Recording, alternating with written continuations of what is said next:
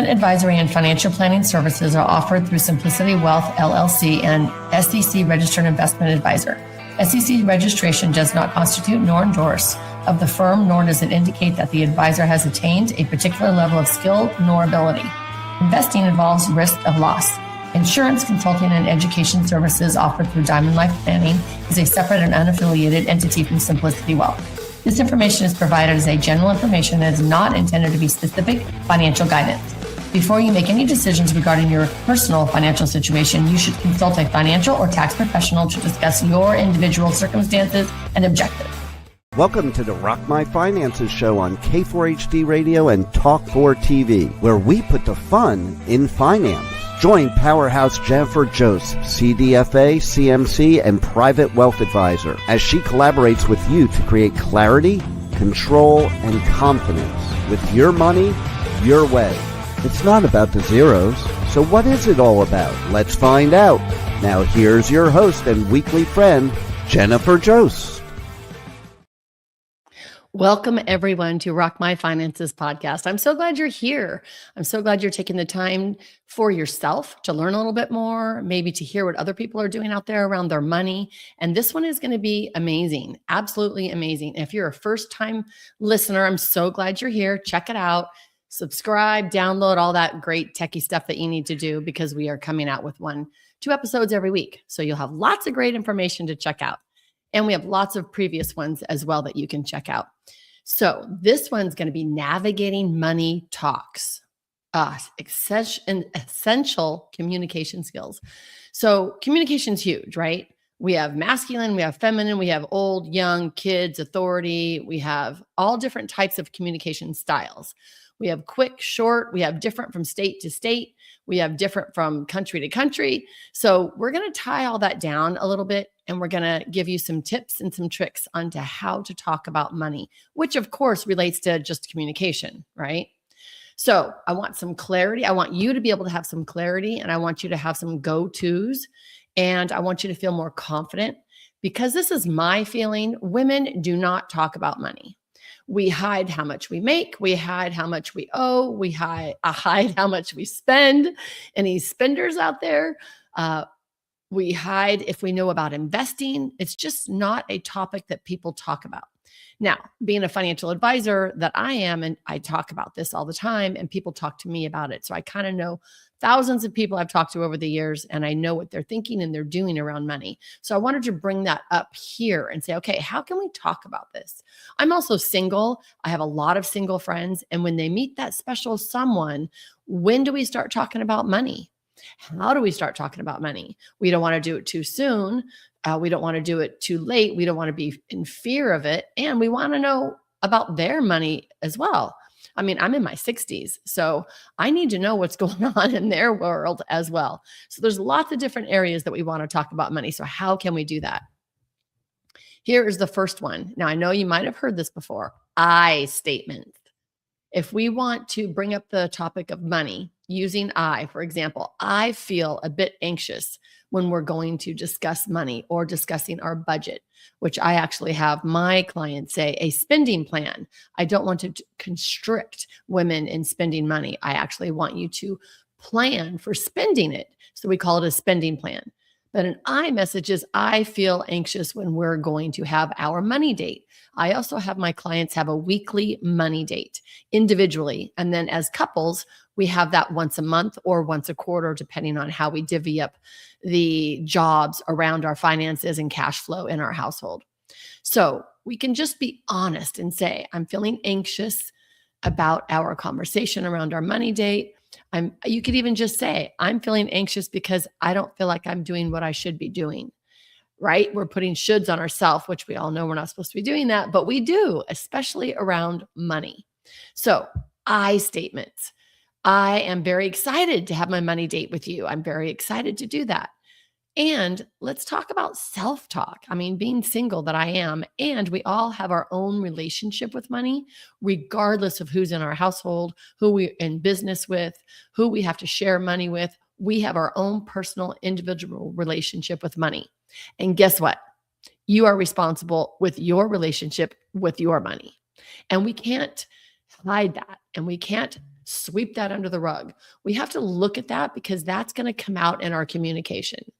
I hope that makes sense. So my relationship with money, our theme around my household growing up was work hard, make money. We were business owners and we worked 7 days a week, 365 days a year. So when I met someone that didn't have the same work ethic as I did, that went to my resentment or discrimination thoughts against them about work ethic, because that all played a part, right? Work hard, make money. That's what it's all about. Then I came into coaching with my coach and found out that no, I doubled my income the year that I actually took more rest time and took more me time. So it's not about work hard, make money. However, that is the relationship belief that I had in my head. We all have those beliefs that might not be accurate any longer. So when we care about our relationship with money and we look at that relationship and then we reframe our beliefs, we can show up now currently in our lives today and have great communication around money. So I statements for sure, and looking at our own relationship with money, and then be honest about it. I have a group of friends that we talk all the time and we say, I'm feeling a little less than right now because I've spent so much and I need to pull in the reins a little bit. I hear that a lot around the holidays or after the holidays. I need to pull in the reins a little bit. For some reason with women, since we have that emotional relationship with money, we start beating ourselves up about that. Another reason why you want to have a spending plan in place. So you already know I'm going to spend this much at holidays. I know I'm going to do that. So then after the fact, you won't be beating yourself up about that. Hope that makes sense. So spending plan, I messages, and your relationship with money. Okay, we also want to acknowledge our emotions. Money is emotional, and it's okay to acknowledge that. You might say, I know this topic can be a little stressful for both of us, but let's be patient with each other. That way, when we're creating a safe space to be honest around money, we can do this with our children, our business partners, our spouses, the people that we might be living with. You might have roommates or, just house guests or whatever. Anytime you're talking about money at any time. I go on girls' trips a lot. When you go away for the weekend, we have an app that we put on our phone, and whoever pays puts it in the app so that we split it evenly. So we talk about money. We talk about, okay, this might be a little awkward, so how can we do this? I also believe that there's an energy exchange with money. And so when someone comes over to want to do something for me, that's great. I love that. But I want to have some type of an equal exchange, either, cook them dinner or, spend some time with them, whatever it might be for them. If it doesn't warrant a money exchange, it still warrants an energy exchange. It could just be a nice card. It could be a grateful thank you. It could be a ride to the next event. Like, there's no telling what it can be. And I just always want to make sure there's a good exchange there. I don't want to be the one that's always giving with no return, because then I'm going to get resentful, if that makes sense. And I don't want someone else to be giving to me without, like I have a neighbor that comes and feeds my cat all the time. I love that. She doesn't want anything. I'm going to take her out to dinner. I'm going to get a little small gifts here and there, because there needs to be an energy exchange. You don't want to give and take on both sides. I hope that makes sense. So when we're talking about money, we want to say, hey, we want to be honest and create a safe place. So what does that mean? Guess what? You get to know yourself. We have to know ourselves around money. Are we a spender? Are we a saver? Do we beat ourselves up around money? Are we in money fear? Are we just stressed out around money because that's the way your household was when you were growing up? That very well could be the case. So just acknowledging it and saying it out loud. It could be even as adults we can be talking to our parents and we can say, hey, let's talk about money a little bit. What did you learn about money? I don't know why it seems to be such a taboo subject, but it is. It's kind of like politics and religion. Nobody talks about money. And we need to learn from each other. We need to learn the right way. Again, I'm all about the F word, feminine financial freedom. So we think about money differently than men do. And this is my opinion only. We have a relationship with money. I have many, many men clients, and they're amazing. And they can actually hit a bump on the road, come back, shake it off, move on. They don't take it personally. As most women like us, we hit a bump on the road and we beat ourselves up forever like we made a huge mistake. And that is not our fault. That is not your fault. That has been out there forever. I mean, if we look at it, women didn't even have our own bank accounts, our own money or anything until like 50 years ago. And I can tell you, I was married in the 80s and my husband had to come to the bank to sign for me to have my own checking account in the 80s. So in our lifetime right now, we have just now starting to handle money on our own and handle finances on our own. So we're little babies at this. So we can't beat ourselves up for not knowing or not feeling really good about it. I mean, grandpas don't pull the little granddaughters aside and say, hey, let me teach you about stock. Let's go grab some Disney stock or some AT&T or whatever they're doing at the time. They do grab the grandson and say, hey, let's talk about money. This is what money is. This is how we're going to save it. This is how we're going to build it. We're going to buy stock. This is how we create a company. Little girls get taught to cook and clean and take care of the little babies and the dolls and the Barbies. We don't get taught what money does and how to make more money. Women just get attacked on spending too much, purses and Starbucks, which is all such baloney, instead of saying, hey, create your own purse, start your own line, create a business, make some more money, turn a side hustle into some cash.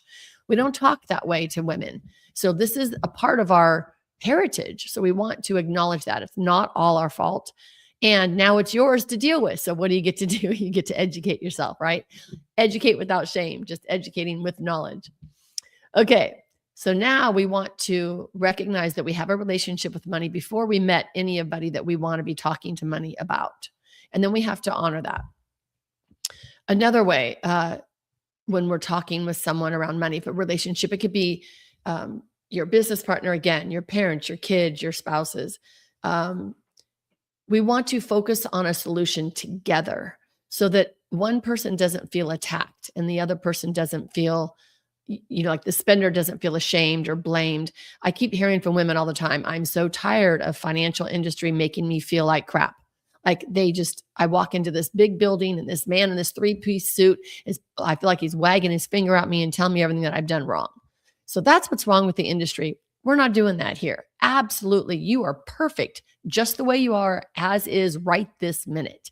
And I want to applaud you for being on this podcast and listening to this show because you are learning a lot right now. And it's not just about the zeros in your account. It actually is so much more than the zeros. So looking at our relationship around money, handling that, taking care of it, healing it, loving ourselves through that with compassion and kindness. When we're going to work together with someone, we can frame a conversation such as, let's figure out a plan to work together for both of us. How can we create some schedule or some spreadsheet or a process that makes us both feel comfortable around our financial decisions? It's more of a collaboration instead of you spend so much, I need to know what's happening. Or you never want to talk about money. Or I feel like I'm in this all by myself, right? I statement, that's a good one. It's an I statement. However, it's on the negative side. So let's say instead of either one of us handling things on our own, let's do this collaborative. What are you good at? What am I good at? And let's put that together. Make sense? Okay. Next, we're going to practice patience. We have to be patient with ourselves. We have to be patient with others, especially if someone's just learning finance, no matter what the age is. I'm also a certified divorce financial analyst, and there's a lot of times that spouses have never dealt with finances at all. So we are educating them from the ground up. There is zero shame and blame about that. They just didn't do that in their life before, so now they're learning it. So we want to remember that good communication takes practice, and we want to be able to say, let's keep talking about this regularly so that we can get comfortable over time. Patience is key. The more we do it, the more it becomes easier. Just like, working out. It's a muscle. I call it your money muscle. It is absolutely a muscle to learn about your money, to experience it, and now to be able to talk about it. One other thing I think is really good is setting shared goals. So if you're dealing with money with someone, let's have some shared goals. Like We had a downturn in the market years ago, and a lot of people had a lot of credit card debt. And so I would have them put the bills on the refrigerator as a family, as they put an X on it every time one of the cards got paid off or it got lowered or something. So the whole family got a reward. So everyone could see that, credit card debt is not good. We want to make sure that it's all paid off, but bring the household into it. When I had my kids, we had goals about what we were going to do when something happened. Quarterly goals, because kids are young. So you want monthly goals, quarterly goals. And so that when we accomplish something, that we get to go do something or have a Friday night pizza party or whatever it might be, trip to Disneyland, so that we're all involved in the shared goals. So when we're talking about setting our shared goals, especially when it comes to money, it's really helpful to frame it as a collaborative effort. Let's sit down and figure out what we both want to achieve in the next year, whether it's saving for a trip, paying down debt, or building an emergency fund. This makes the goal setting as a team and a collaborative and not just an individual task. How many of you out there are handling your finances on your own? How many of you out there are handling your finances on your own and there's another person in your household and you're still doing it all by yourself? That is my main client. I have so many women that are running the household because the man's off busy. They're busy doing it and they just don't like it. So I am that person's sounding board, and I'm collaborative with them on building their wealth and planning for their future, because the other spouse is just not interested in, and that's okay. As long as we update them monthly so that they know what's happening. It's okay for you to not like any of this. However, if you are solo like I am, you have to do it anyway. So we want to make sure you can clear all those beliefs out and get happy about it. Okay, we also want to be able to navigate the difference of how everybody handles money, what their money stories are, everything. So when we're navigating differences, whether it's different financial priorities, different comfort levels about talking around money, or just finding common ground, you might want to say something like this: it is totally normal for us to be different, and we have different perspectives on money.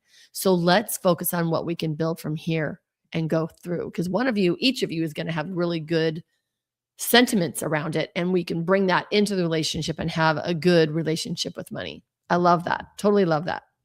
Okay, so now I'm going to give you a nice little gift. We're going to come back for one more section, and you want to come back because you're going to hear it. It's going to be really good. You don't want to miss it. All right, you all come back now. You hear? Wait, the show isn't over yet. There's more fun and finances ahead. Jennifer will be right back as we have a special bonus offer for you right here on Rock My Finances, broadcasting live on K4HD Radio and Talk4 TV. Hey y'all, it's Jennifer Jost. Are you ready to transform your relationship with money? Rock My Finances Club is your weekly mastermind for wealth empowerment. Join me live for your personal weekly group video sessions and access your personal portal with the video library at any time, including your success system and way more bonuses. Go to rockmf.com for your financial empowerment. Make yourself a priority today. Schedule a chat with me at rockmf.com and achieve your feminine financial freedom finally. Oh, and don't forget to ask me how to save 50%. See you at our weekly mastermind. Okay, Rock My Finances on K4HD and Talk4 TV is back. Once again, let's put the fun in finance with your host and weekly friend, Jennifer Jost. All righty, Rock My Finances Club is so amazing. Okay, we're going to dive into our last subject, our last little content here, empowering you to own your own financial knowledge. So every time we talk about our financial goals, it's not just planning for the future, but we're also becoming more confident and comfortable with our financial decisions. So we handle money 10 times a day. And so we're making choices every day, all day long, around spending money, saving money, sharing money, whatever we're doing. If we do not feel confident in that, we're not making the best decisions for ourselves. So planning for our future is hugely important. We also need to be able to clear out those old beliefs that might be running our world right now. And the more we talk about our goals, the more we talk about communication around money, the more confident we're going to be and you can actually build your confidence and make sure that you're making the right decisions for you at this time. So the more we have the little money talks, we build that muscle like I talked about around the financial confidence. And it's like any other skill. The more you practice, the stronger and the more self-assured you become. We also want to celebrate. We don't celebrate enough. I have all my clients do a money dance. Here's my money dance. Woohoo! Every time something amazing happens, we have a money dance. I want you to get it in your whole body. I love my money dance. It's so fun. It could be simple as easy as, I love to find things on sale. I love it when I get a great deal or something. And I want to have that money dance. If I'm accomplishing a goal, if something's coming up, even if I just have my money date weekly, yes, I am celebrating myself. So when we celebrate ourselves, we're giving ourselves serotonin and dopamine. So don't forget to celebrate, y'all. We really want you to do that. So thanks for coming to the show. I hope to see you again. Check out all the other ones. And I want you to be able to say, I rock my finances. We appreciate you joining us today, and don't forget to subscribe to the Rock My Finances YouTube channel for more engagement and bonus content. Tell me, what is your money story? Let's find out with Jennifer right here on K4HD Radio and Talk4TV. It's not about the zero, it's about the F word, feelings. Feelings Jennifer can't wait to explore with you next week. Until then, let's all say, I rock my finances.